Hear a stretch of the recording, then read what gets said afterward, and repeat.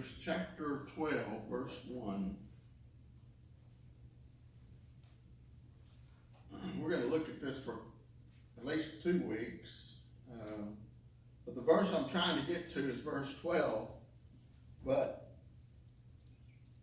as I began to read the whole chapter, I thought, verse 1, 2, and 3, we really need to deal with to really kind of understand what verse 12 is talking about. Now, also we've been studying the book of Mark, and we will get back into that, but we were so close to the resurrection. I thought, you know what, we're just going to save that for Easter. So we're going to get back into that and close out studying that book. But I hadn't forgot about it. But I am. We're going to look at those verses because they're so wonderful about the resurrection. Okay, Hebrews chapter 12, verse 1 says, "Therefore we also, since we are surrounded by such a great council, a cloud of witnesses, let us lay aside every weight, and the sin which so easily ensnares us, let us run with endurance the race that is set before us. Looking unto Jesus, the author and finisher of our faith, who for the joy that was set before him endured the cross, despising the shame, and is set down at the right hand of the throne of God. For consider him who endured such hostility from sinners against himself, lest you become weary and discouraged in your souls." Now, if you want to find encouragement, read chapter 11. Because there you'll find all of these individuals who've run the race. But you'll also find out their individual flaws and their mistakes. And the things that some things they were good at and some things they failed at. And so it'll encourage you in your walk with the Lord, your run in this race that we're talking about. Abraham was used. We know that he lied at one particular time, but he became the father of a nation. And God would bless him and bless the whole world through him. Sarah was used, even though she laughed at God in her disbelief, that God had promised Abraham a son, and they were both real old, and yet she gave birth to a nation, really. God used Moses. He was a murderer, but he delivered the children of Israel out of Egypt. God used Jacob, who was a liar and a trickster, and reminded us that God doesn't give up on anybody, that God can use anybody at any time. God used Rahab, a prostitute, and reminded us that God can use people and will use people, even people with various backgrounds, no matter what their circumstances may have been. God used David, an adulterer, a murderer. He not only had adultery, he sent her husband to the front lines to be in the way to be murdered. And yet, God used him. God continued to use him. And it just proves that even when you mess up really bad, God can use you.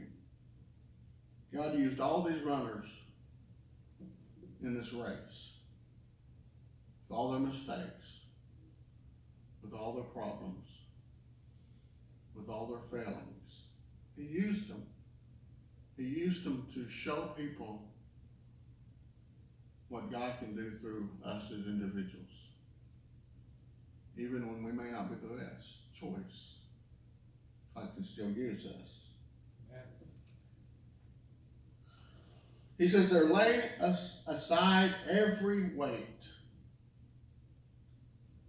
In 1845, there was a Franklin expedition, and they were going from England through the Arctic Ocean.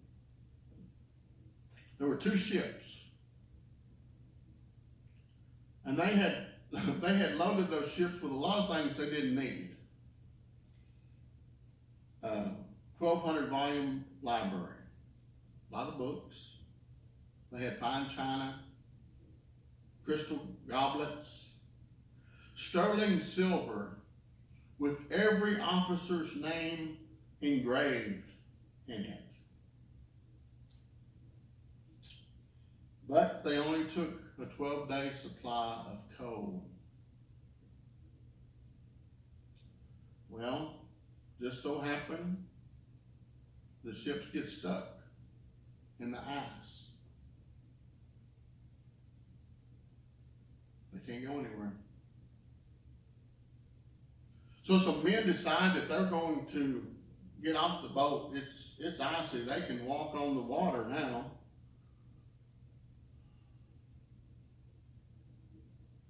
The main guy, he dies.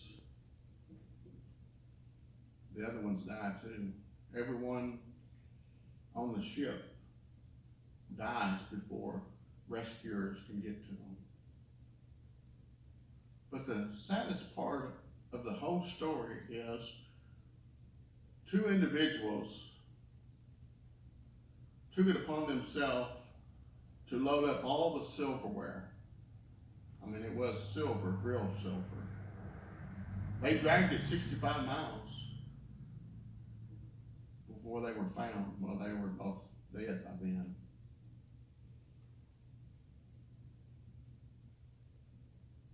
But they carried something they didn't even need. And it literally took their life. They probably could have gone a lot faster, maybe could have reached somebody before they died. But they didn't. The weight of things. There's some things that you need to let go of. Yeah. Things you need to lay down. Things that you need to get rid of.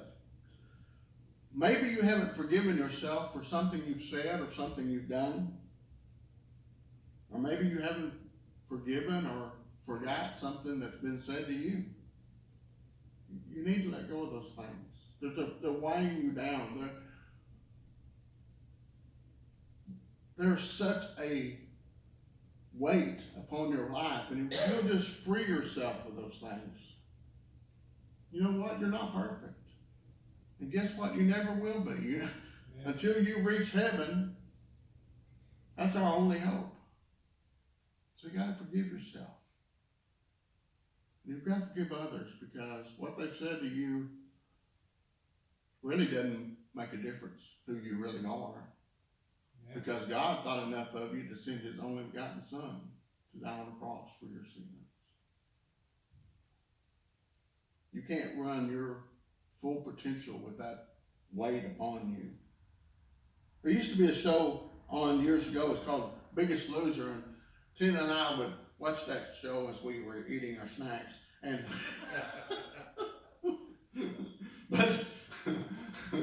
but they would get these people, and they would go to this camp, and these trainers would train them, and they would lose weight, and you know, they had so many weeks to do it in, and it was a competition, and it was a really exciting show. But I remember one particular part of that show, as when these contestants would get a lot skinnier, they would take them to this track or to this place, and they would have obstacles, and they would have to put these vests on that weighed what they did once weigh. Now they're a lot skinnier and don't weigh as much, even though they've exercised and everything. But to see them put on that weight and try to do these obstacles was sad but humorous, because they couldn't do it, even though they had been working weeks in the gym, because that weight was so much on them. Well, it's the same way with us. We come to Christ, and God lifts off all this sin that we've committed, all of this weight, and then all of a sudden, especially when we've been saved a long time, we begin to pile on stuff. Yeah. We begin to pile on things, heavy things that weigh us down. And so we need to let go of that stuff. Now,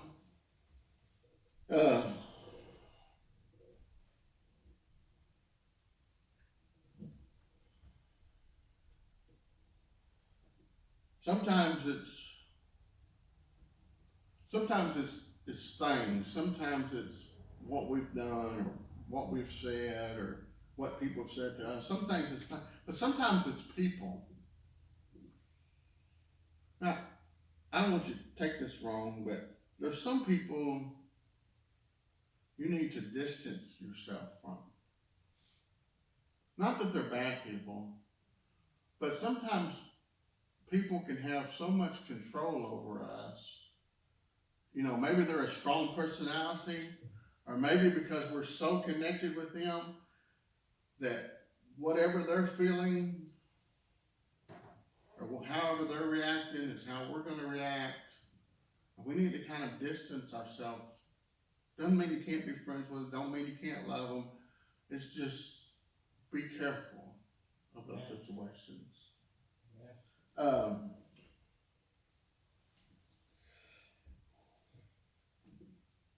One version says, lay aside every weight. Another version says, strip off every weight.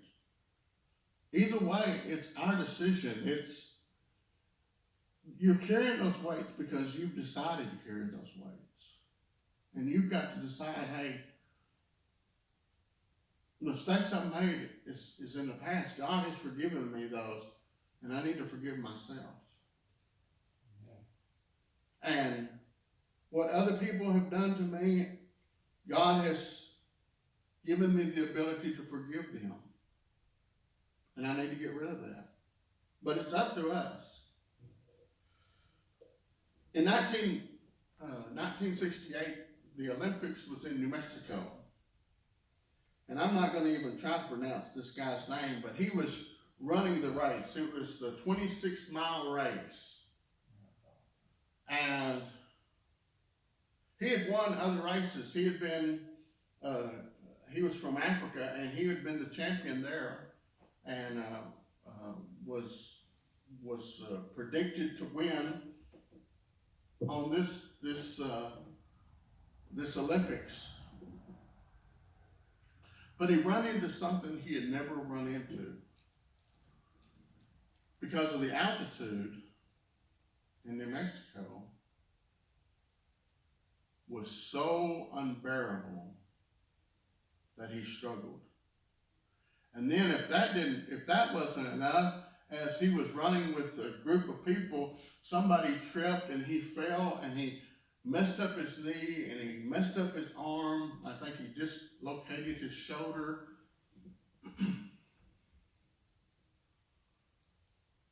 They wrapped up his knee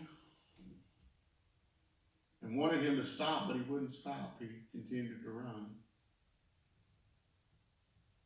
An hour later, after the first person had crossed the line, he comes running into the stadium. Banged up, just hobbling. You can tell it's everything he's got to make it to the finish line.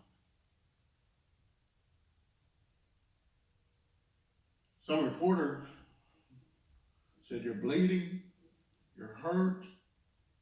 Why didn't you just give up?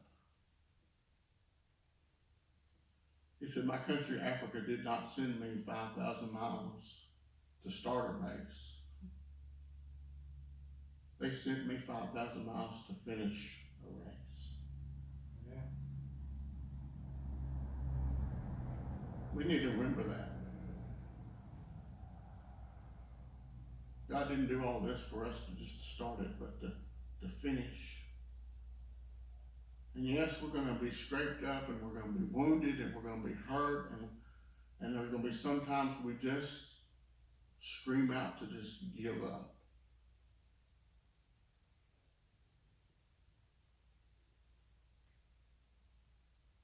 But we don't.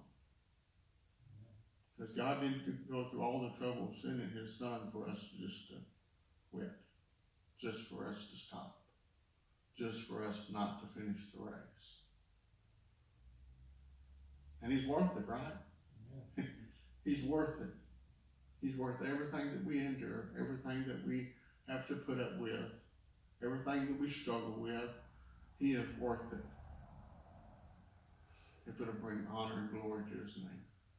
We're gonna have a song of invitation.